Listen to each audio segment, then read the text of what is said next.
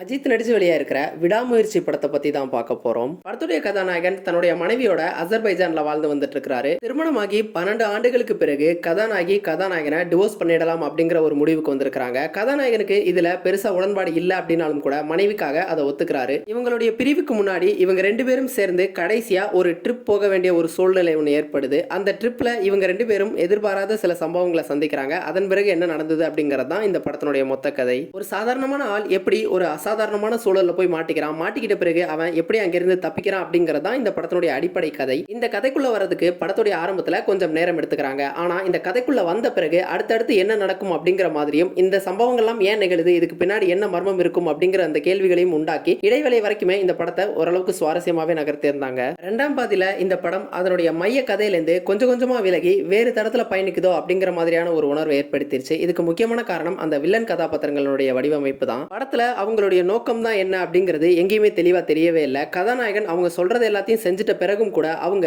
எதுக்காக இப்படி எல்லாம் செய்யறாங்க அப்படிங்கிறதுக்கு ரசிக்க முடியாத காரணம் எங்கேயுமே இல்லை. இந்த காரணத்தினாலேயே இந்த படம் ஒரு கட்டத்துக்கு மேல இது வழக்கமான ஹீரோக்கும் வில்லனுக்குமான ஒரு மோதல் படம் மாதிரி மாறிடுது. அதே போல இந்த மாதிரியான ஒரு குறிப்பிட்ட கால இடைவெளிக்குள்ள ஒரு குறிப்பிட்ட இடத்துல நடக்கக்கூடிய கதைகளுக்கு முக்கியமான அம்சம் என்ன அப்படின்னா அந்த டென்ஷன் தான். அந்த டென்ஷனை இந்த படம் முழுக்கவே தக்க வச்சிருந்தாதான் நம்மளால இந்த மாதிரியான படங்களை ரசிச்சு பார்க்க முடியும். இந்த படத்தை மட்டும் ஒரு 2 மணி நேரத்துக்கு குறைவா ஒரு த்ரில்லர் படத்துக்கு உண்டான கச்சிதத்தோட ஒரு திரைக்கதை பண்ணியிருந்தாங்க அப்படின்னா இந்த படம் இன்னுமே கூட நல்லா இருந்திருக்கும். ஆனாலும் அஜித்துடைய கடந்த 5-6 படங்கள்ல இந்த படம் ஓரளவுக்கு பரவாயில்ல அப்படின்னு சொல்லலாம். விருப்பம் இருக்கிறவங்க ட்ரை பண்ணி பாருங்க.